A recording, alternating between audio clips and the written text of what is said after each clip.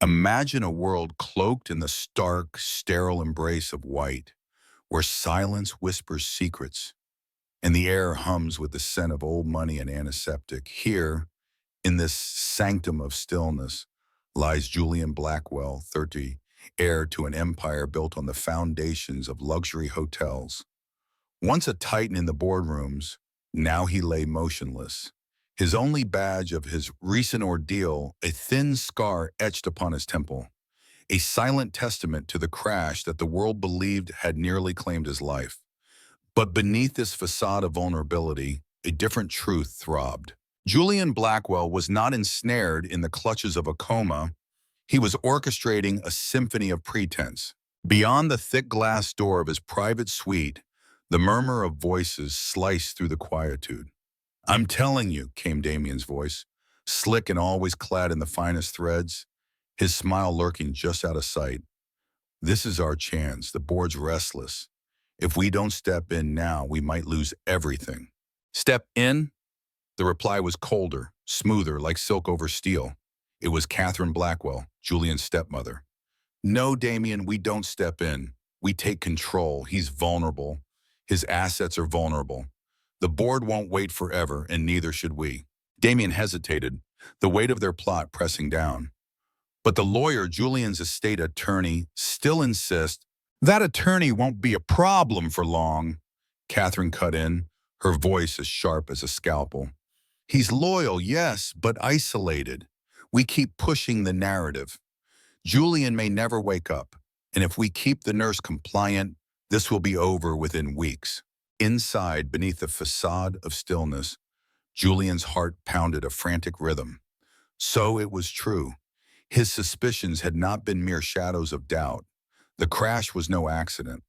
A last-minute jaunt to the Hamptons had ended in disaster, with a shredded guardrail, a flipped car, and a diagnosis that was meant to keep him sidelined indefinitely. But now, as the plot thickened around him, could he remain silent? Could he continue this charade when his empire, his life, was being dismantled piece by piece? Within mere days, Julian had clawed his way back from the abyss of unconsciousness, his mind a whirlpool of suspicion and hurt. He had chosen silence, a deliberate cloak of mystery, needing time to discern who among those he trusted had betrayed him. And now he had his answer, or at least a fragment of it. The door whispered open, a gentle hiss like a secret shared between old friends.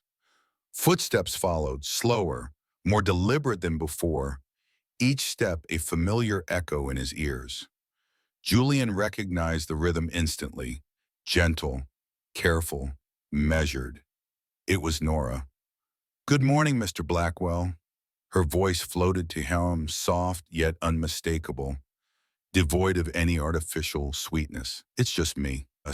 With a grace born of routine, she moved around his bed, her hands performing their tasks with a precision that spoke of professionalism but also of something deeper, something Julian couldn't quite name.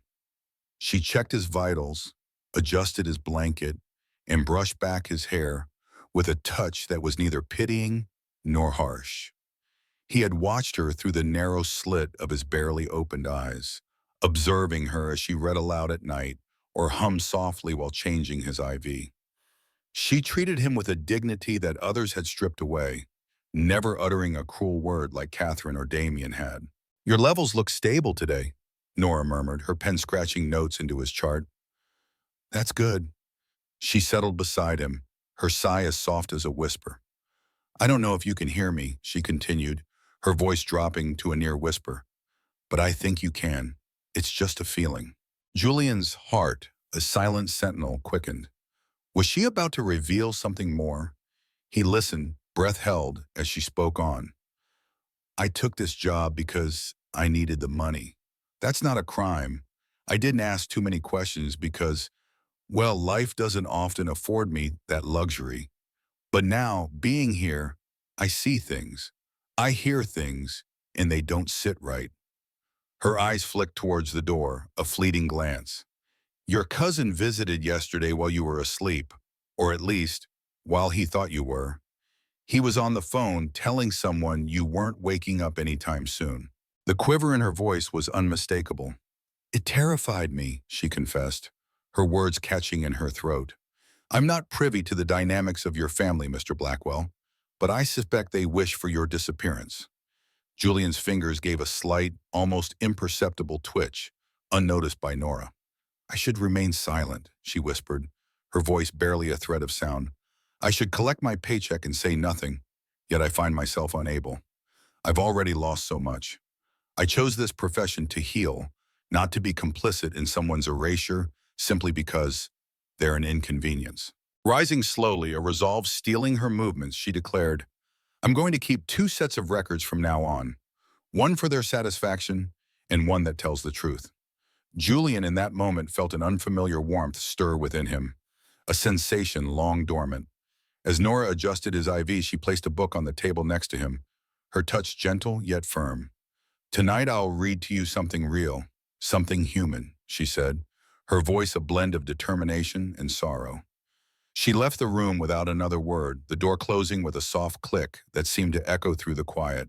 In the solitude that followed, Julian Blackwell blinked once, a deliberate, slow movement. He would bide his time, but not indefinitely. The nights were the hardest when the silence was almost deafening. After the last checks and the cleaning crew had departed, Nora would dim the lights and settle by his bedside. The only sounds were the soft beeping of the machines and the gentle whisper of the wind against the high windows of the private recovery wing. It had been 2 weeks since she started this assignment. 2 weeks of observing Julian Blackwell, a man whose name once graced magazines and headlines, now lying as still as a statue sculpted from sorrow.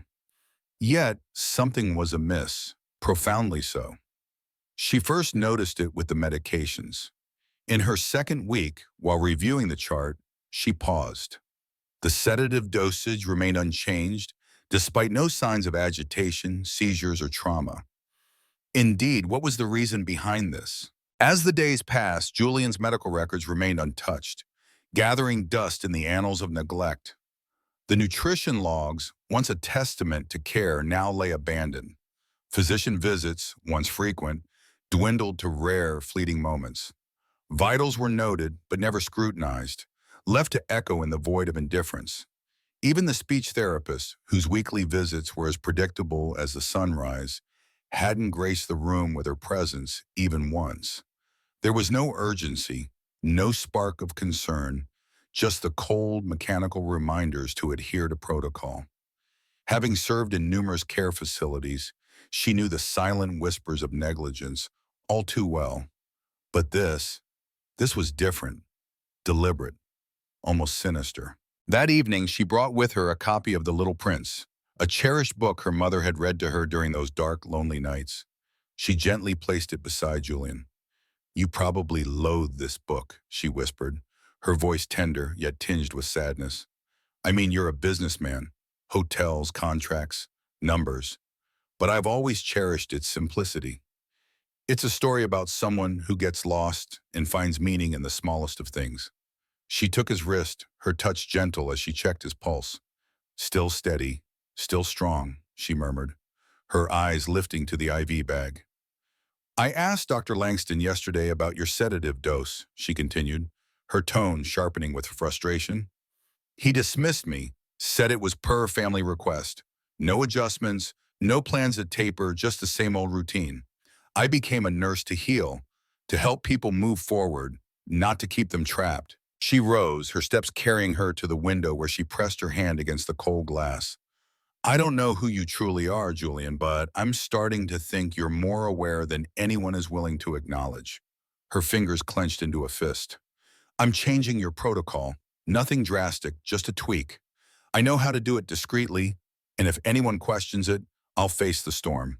Turning back to him, her eyes burned with resolve. But I can't just sit by and watch this injustice continue.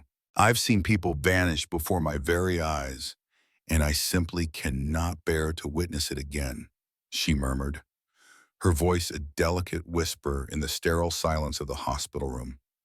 With a sense of urgency, she reached for her notebook, hidden away in the depths of her locker, a secret log where she recorded more than just vitals and medications. It was a chronicle of her heart's observations. Unbeknownst to her, Julian's eyes flickered subtly beneath their closed lids. At the stroke of midnight, she returned, a thermos of chamomile tea in hand, a blanket draped over her shoulders like a shield against the chill of her own thoughts. I should go home, she whispered to herself, though she knew sleep would elude her. Sitting beside Julian once more, she pulled out a book, opened it, then, after a heartbeat of hesitation, closed it. Words were not what she needed now. It was her heart that sought release.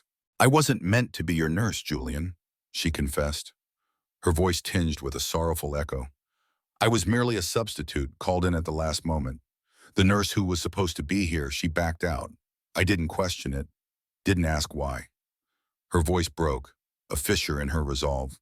I thought it was destiny, an opportunity to pay off my debts, reclaim my license.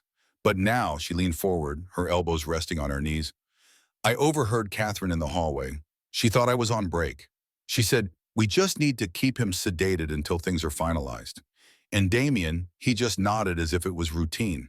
Her hands shook as she paused, the gravity of her realization settling in. I came here to heal, but now I fear I've been recruited to aid in ending a life. She lifted her gaze to Julian's still face. I'm not sure if you can hear me, but I needed to say this out loud. I refuse to be part of something so cruel. Slowly she stood, her voice now a mere whisper. I don't know what's happening, but I'm with you, Julian. Whether... In the quietude of the hospital room, the world outside seemed to fade away as Nora's delicate touch lingered on Julian's hand. You're not alone, she murmured, her voice a tender echo in the stillness. Then, with a grace that seemed to hush the very air, she slipped out, the door whispering shut behind her. In the solitude that followed, a solitary tear escaped Julian's eye, a silent testament to the connection they shared. He wasn't alone, and perhaps, just perhaps, the facade he had maintained could soon crumble. Nora kept her silence with the doctors, the hospital director, and even the Blackwell family. But each night she returned to Julian's side. She wove tales of her life, sharing vignettes from her days as a fledgling nurse, recounting the patients who had touched her soul, the shifts that tested her spirit, and the small acts of kindness that sustained her. She spoke of her father, a humble plumber who taught her that good deeds need no spectators, only steadfast commitment. Julian absorbed each word, his body still mostly unresponsive, yet his mind vividly awake to the sincerity in her voice. In a world that had schooled him in suspicion, Nora Ellis spoke with a hope that hadn't yet surrendered to cynicism. With each passing night, she lingered longer, arriving earlier, her presence a comforting constant. She began subtle experiments, testing for signs of neurological activity, a gentle pinch, a soft press on his eyelids, small, careful cues designed to elicit any response, to awaken any dormant spark. One evening, as she smoothed his blanket, she paused, her face inches from his. Julian, she whispered, her voice tinged with uncertainty, if you can hear me, give me a sign. She waited, the silence stretching like a taut string. Anything? She sighed, her heart sinking. Perhaps I'm just chasing shadows, longing for a sign that's not there. But then, a movement, faint as a breath, his index finger twitched. It was barely perceptible, a mere whisper of motion, but it was undeniable. Nora's heart leapt. Could it be the beginning of a miracle? Nora froze, her eyes widening like saucers. Her breath hitched in her throat as she leaned closer, her heart pounding. Did you just... She gasped, catching sight of the deliberate curl of his finger once more. With both hands clasping her mouth, she exclaimed, "Oh my God!" Leaping to her feet, she nearly toppled the stool behind her in her excitement. For a moment, she stood there, staring at him, her chest heaving with each rapid breath, her pulse racing. Then a laugh burst from her, soft and breathless, filled with stunned joy. "You can hear me," she whispered, stepping back to his side. "Julian, you're in there. You've been listening this whole time, haven't you?" Tears glistened in her eyes as she reached for his hand. "Okay. Oh, we're going to do this slowly. Right?" She murmured, her voice quivering with hope.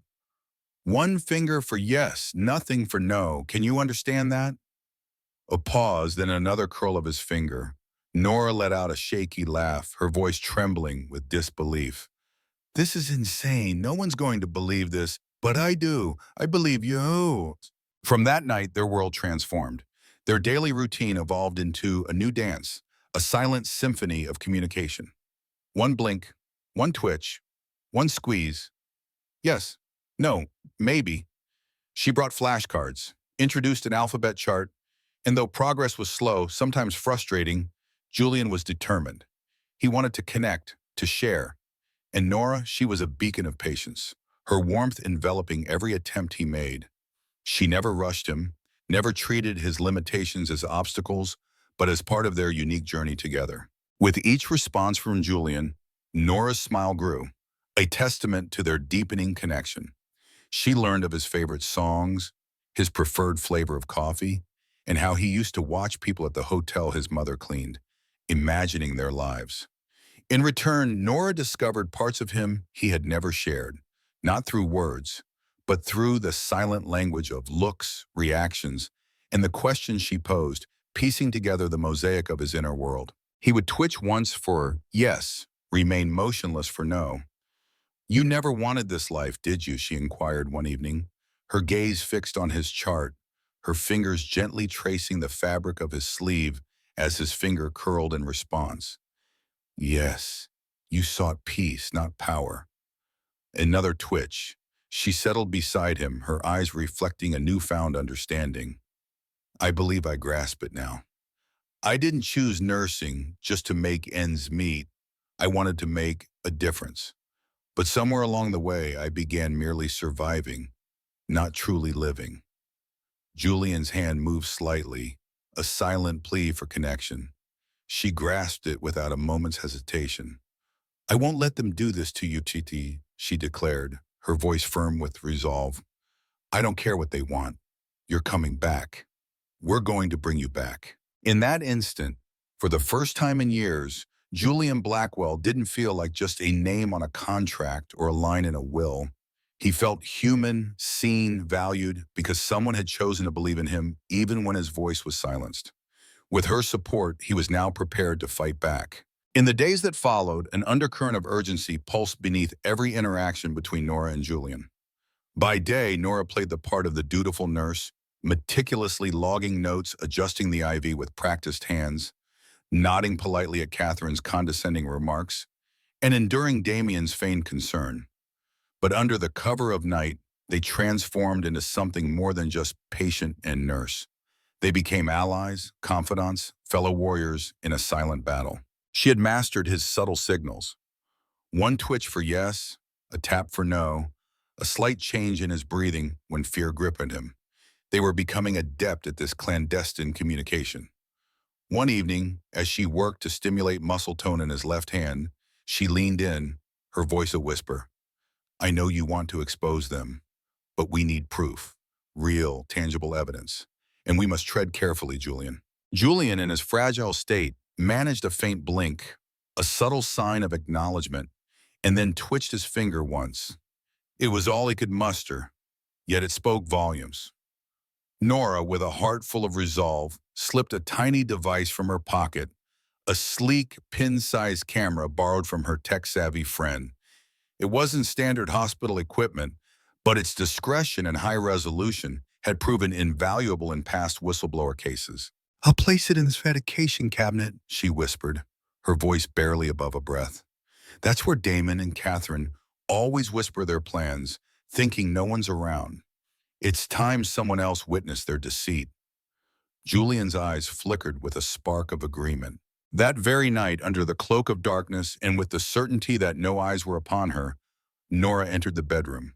Her hands, sheathed in gloves, moved with a precision born of necessity. She concealed the camera within the corner of a ceiling panel just above the fridge where the controlled substances lay. The motion sensor sprang to life, a silent guardian of truth. 2 nights later, the plan bore fruit. Before the morning shift of cleaners arrived, Nora retrieved the camera, her pulse racing with anticipation. In the solitude of the break room, Headphones in, laptop open, she watched the footage. At first, silence reigned. Then footsteps approached. Damien's voice cut through the quiet. She's getting too involved.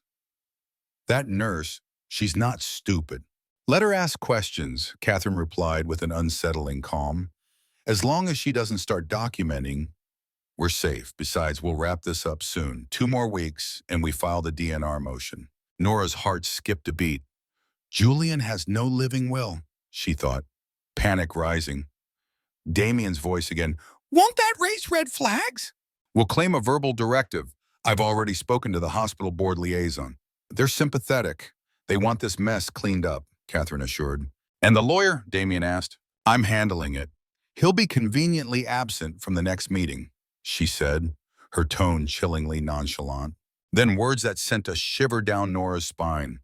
All that's left. The plan is to keep him sedated, Catherine declared with a chilling finality. And once the paperwork is sorted, I want that nurse gone. She's seen too much. Nora sat in the heavy silence, her hands trembling as the video concluded. With meticulous care, she saved the file thrice, first to her USB, then to an encrypted cloud server, and finally on her locked phone. With Julian's assistance, they crafted a message to accompany the damning evidence. Who do we trust? She whispered, the weight of their decision pressing upon her. That night, by Julian's bedside with her laptop, she noticed Julian's subtle blinks, once, then once again. Nora paused, a hopeful spark igniting within her. 2 blinks? She asked, her voice a mix of urgency and hope. She flipped through her notebook to a list they had painstakingly compiled. Letter by painstaking letter. At the top was Avery Blake, Julian's steadfast personal attorney, locked out by the family following Julian's accident. I'll send it to him, Nora resolved, her voice gaining strength. He'll know what to do. Under the cover of darkness, she uploaded the video along with a message that carried the gravity of their situation. Mr. Blake, I believe you are the only one who ever truly stood by Julian Blackwell. He is alive, and what's happening here is a crime. This footage proves it. Please help us. Nora Ellis. She sent the message with a heavy heart, then took Julian's hand, whispering, they won't win. His fingers moved ever so slightly, a silent vow of solidarity. In the quiet hours before dawn, her phone buzzed.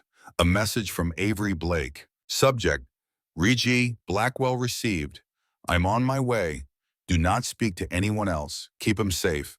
We're not alone in this anymore. Nora turned to Julian, still asleep but no longer isolated. The dynamics had shifted. It was time to reclaim their fight. As Tuesday morning dawned, Julian's eyes opened, a mere sliver of hazel peeking through his lashes.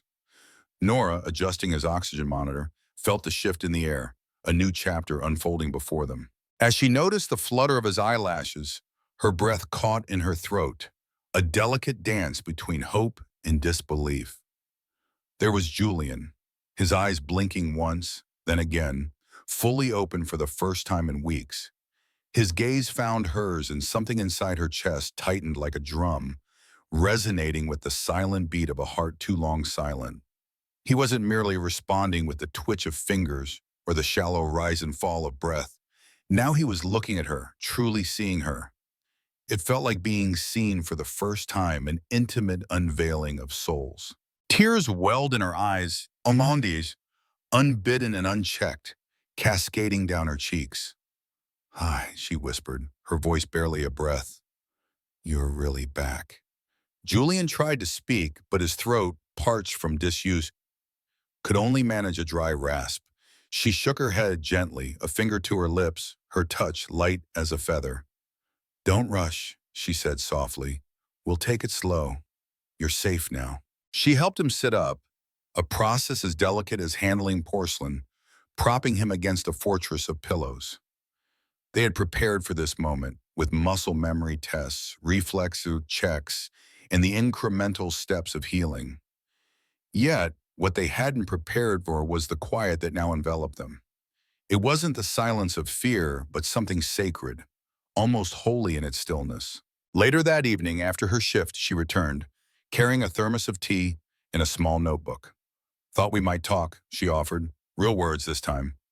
Julian's smile was faint, but there, his voice rough and broken, yet he managed a single syllable.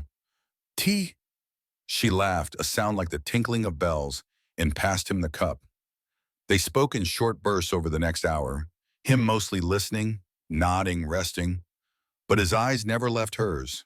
She recounted the emails with Avery Blake, how he was coming with a legal team, how everything was set in motion. You'll have control of your estate again, she promised. And Justice, you just have to hold on a little longer. Julian didn't answer immediately. Then softly he rasped, You held on for me. She nodded, suddenly unable to meet his gaze, feeling the weight of those words. A beat passed, the room dimming around them, as if the world itself was holding its breath. Julian's hand reached slowly for hers, his touch a whisper of warmth. You saved me, he said, his voice a thread of sound. Nora exhaled, the sound a mix of relief and something deeper, something unspoken. With a rush of emotion, her words tumbled out like waves crashing on the shore. I was lost at first, she admitted, her voice trembling with sincerity. I knew only that I could not align myself with cruelty. But as I sat here day after day, speaking with you, reading, learning, I began to care. Her gaze dropped, a soft blush coloring her cheeks. It was never about the wealth or your name. It was about you, Julian. Julian's eyes, usually so guarded, melted into pools of warmth. Nora, he began, but she shook her head, her eyes blinking rapidly against the tears. I know it's not right, not professional, she continued, her voice a mere whisper now. But I think I'm falling for you, and it's at the worst possible moment. Her voice broke, a sob escaping. You've been through so much. You don't need someone like me making things harder. His hand, ever so gently, tightened around hers. You're not complicating things, Nora. You're the beacon that guides me back to sanity. Her breath hitched at his words. He smiled, a faint, genuine curve of his lips. You've not added to my chaos. You've been the calm in my storm. Through her tears, she laughed softly, a bittersweet sound. This is madness, she murmured, dabbing at her eyes with the sleeve of her cardigan. I'm crying over my patient. I'm not your patient, he whispered back, his voice a soft echo in the quiet room. Not anymore. Silence enveloped them, but it was a comforting silence, like the pause between breaths shared by two souls on the cusp of something new. Outside, the wind played with the leaves, and the city beyond the hospital walls hummed its relentless tune. Inside, Julian and Nora, hand in hand, were not yet lovers, not fully healed, but they were no longer afraid to embrace their feelings. The battle was far from over, yet they had each other now, a connection neither could define, but both were unwilling to release. The sun, ascending over the city, cast a silent promise of new beginnings. In Julian's lavish suite at the private hospital, Nora helped him into a tailored suit, her touch both tender and resolute, marking the beginning of an unexpected journey together. In the crisp gray suit, Julian adorned himself with the first real garments he had worn in weeks, an emblem of his return to the world. His movements were still sluggish, yet his eyes pierced through with a newfound intensity. Are you certain about this? Nora's voice was laced with concern as she fastened the cuffs of his shirt. Julian, with a firm nod, declared, I refuse to remain hidden any longer. At the stroke of 9:00 a.m., Avery Blake entered, flanked by two assistants and trailing a rolling briefcase packed with sealed documents. The stage was set for the press conference at 10:00 within the secure confines of the hospital's boardroom. Damien and Catherine awaited, their presence a foreboding sign of the storm to come. Seated, Julian leaned back, his fingers interlocked before him, a picture of calm determination. Let's give them a spectacle they won't soon forget, he murmured, his voice a low rumble of resolve. The room swelled with hospital executives, family members, and a select group of reporters, all eager for the exclusive scoop on the fate of the Blackwell Empire.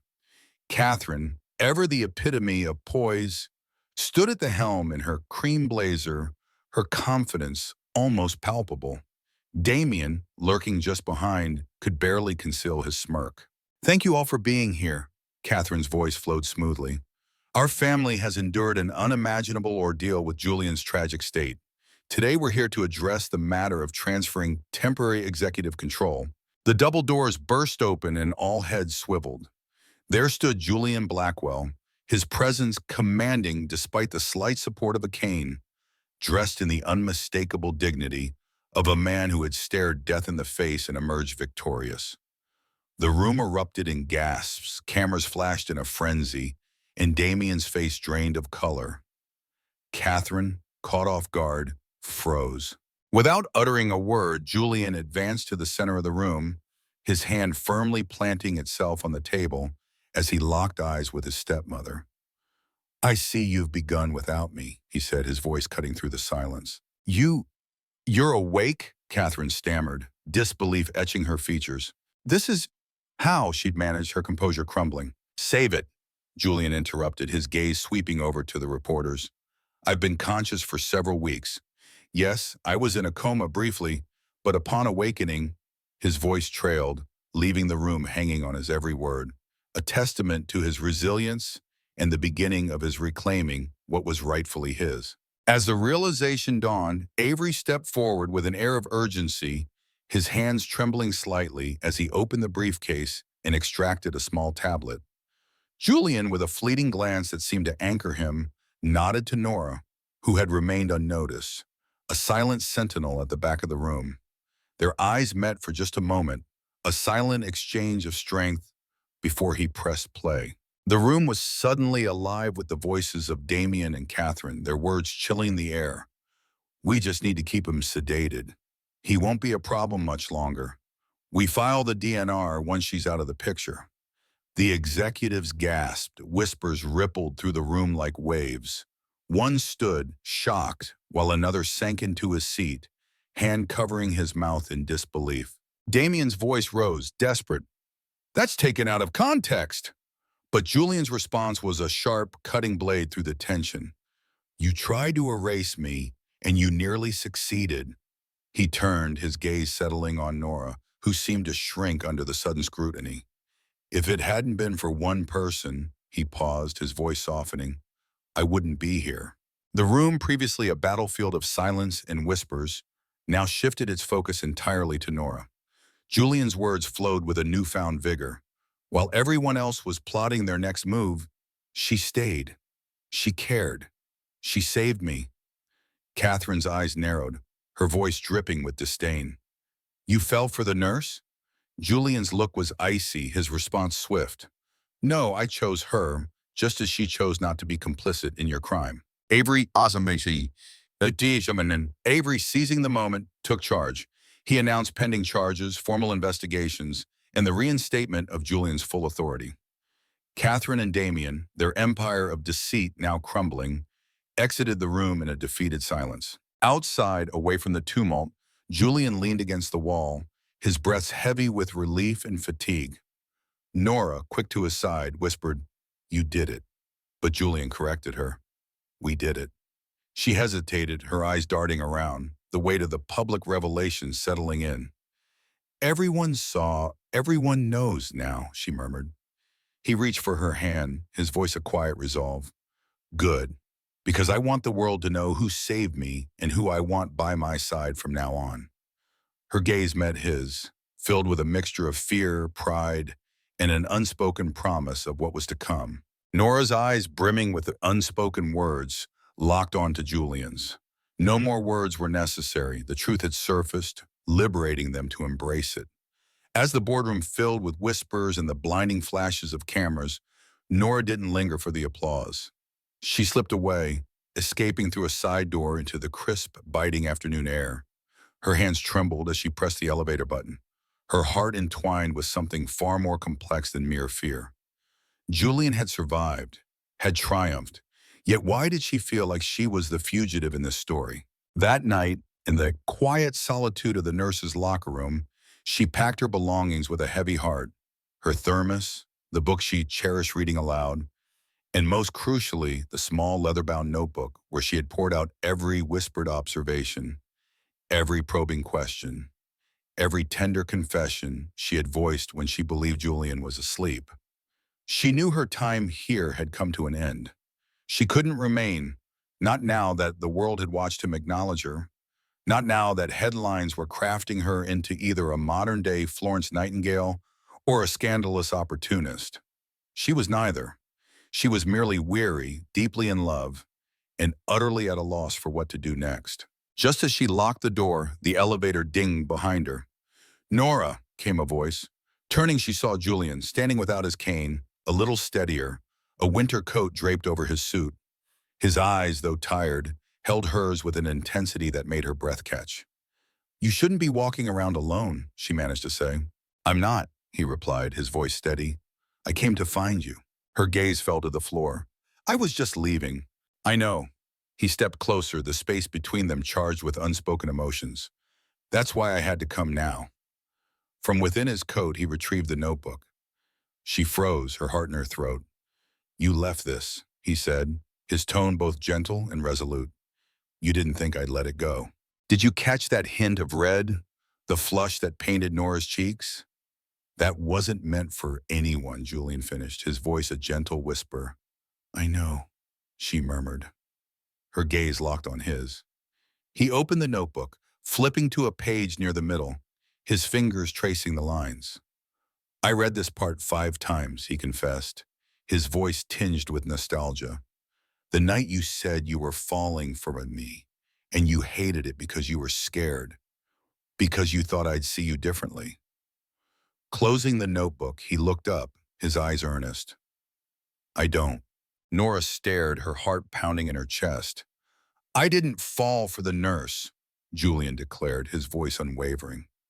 "I fell for the person who sat beside me when I was more ghost than man, the one who chose to believe I was worth saving, even when she thought no one would ever know."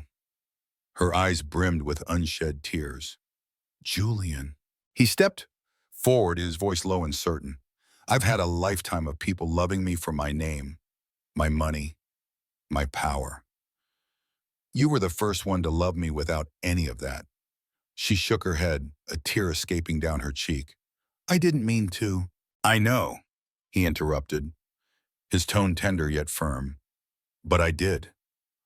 The silence that followed was tender, fragile, charged with unspoken emotions. Then softly he asked, "Will you come back with me? Not to the hospital, not as a nurse, just as yourself." She exhaled a breath she hadn't realized she was holding. "And if I say yes, I'll spend the rest of my life proving that you made the right choice." Her lips trembled with emotion. "Okay," she whispered. Then Julian did something he hadn't done since before the crash. He smiled, and Nora stepped forward into his arms, into the still beating truth of what they had built. Day by day, word by word, one heartbeat at a time. Because some love stories don't begin with fireworks. Some begin in silence and grow louder when we finally choose to listen. 1 year later, the Blackwell name meant something different. The legacy of their love had transformed it, echoing the quiet strength and profound depth of what Julian and Nora had nurtured together. Their story was not just about survival, but about choosing to thrive, to see beyond the surface, to love in the most genuine, unadorned way. How could one not be moved by such a tale of resilience and true connection? The scandal had gripped the nation for months. Its sordid details splashed across every headline and whispered in every corner. Julian, in the aftermath of the public unveiling, had chosen silence, allowing the weight of evidence in the cold hand of justice to speak for him. The video, the fabricated documents, the relentless witness accounts, they were more than sufficient. Catherine Blackwell, once the epitome of grace and control, the revered head of the empire, now found herself confined within the cold, gray walls of a federal women's prison in upstate New York. The charges against her were damning: conspiracy to commit attempted manslaughter, attempted medical fraud, and obstruction of care. Damien, with his reckless arrogance, had made himself an even easier target for prosecution.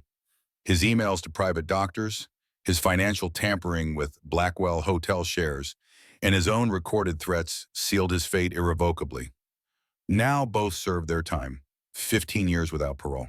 Their names, once celebrated, were now mere whispers at black tie galas or absent from luxury sponsorships. They had become mere footnotes in a narrative now focused on healing. In the wake of this turmoil, Julian initiated sweeping reforms. He withdrew from the daily grind of managing the Blackwell hotels, turning his attention to a new endeavor, the Nora Ellis Foundation. This nonprofit was dedicated to shielding vulnerable patients from medical abuse and supporting healthcare whistleblowers. Nora, initially reluctant, had blushed at the suggestion of naming it after her. "You gave me back my life," Julian had said, his voice thick with emotion. "Now we help give others theirs." They launched their first pilot program in the very hospital where Julian had been confined. The irony of this location was not lost on them, but the atmosphere was different now, warmer, brighter. The sunlight that now flooded through the once shuttered windows was not the only source of light.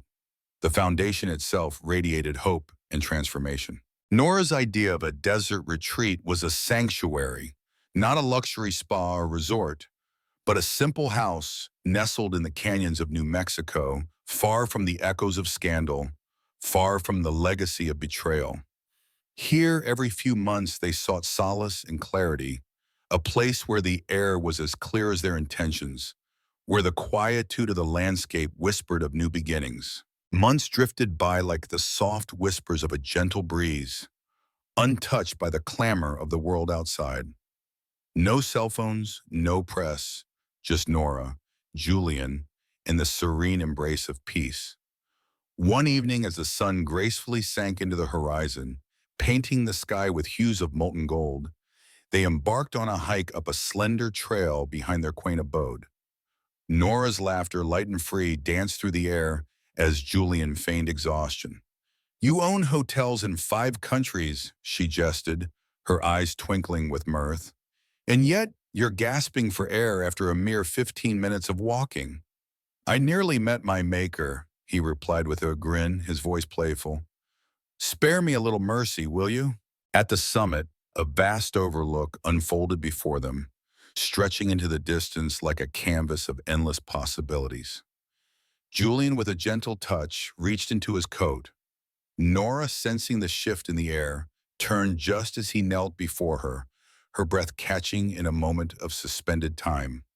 The ring he presented was exquisite in its simplicity, a band of rose gold cradling a smooth, uncut stone of desert jasper, as warm and natural as Nora herself. "I wanted to propose somewhere quiet," he began, his voice tender. "Somewhere like the place where I found myself again, where I found you." Tears brimmed in her eyes, reflecting the last rays of the setting sun. He held out the ring, his hand steady. "Nora Ellis, you didn't just save me. You saved everything. My life, my name, my hope. Will you marry me? Not the millionaire, not the patient, but just me." Without a moment's hesitation, she fell to her knees, her arms enveloping him in a heartfelt embrace. "Yes," she whispered, her voice a promise. "Always, yes." Their wedding was a celebration of love and renewal, held in a garden behind the First Foundation Clinic. No press, no cameras, just family, chosen family, and those whose lives they had touched.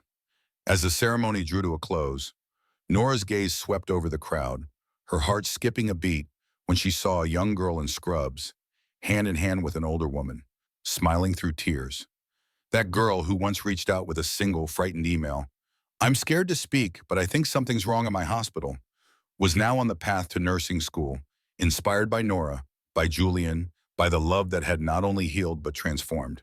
As the sun dipped below the horizon, Julian and Nora sat on an old, weathered bench, their fingers intertwined. The courtyard before them buzzed with the laughter of friends, the soft glow of lanterns casting playful shadows among the trees. Julian rested his head against hers, a silent question hanging in the air. "Do you believe they'll ever forget what transpired?" he asked, his voice barely above a whisper. Nora's smile was wistful, her gaze distant yet warm. Perhaps, she replied, her voice steady with a quiet conviction. Turning to her, Julian's eyes searched hers. Would you wish for them to forget? No, she answered without hesitation. Not if it serves as a testament that goodness endures, that honesty can prevail, that love can outshine betrayal.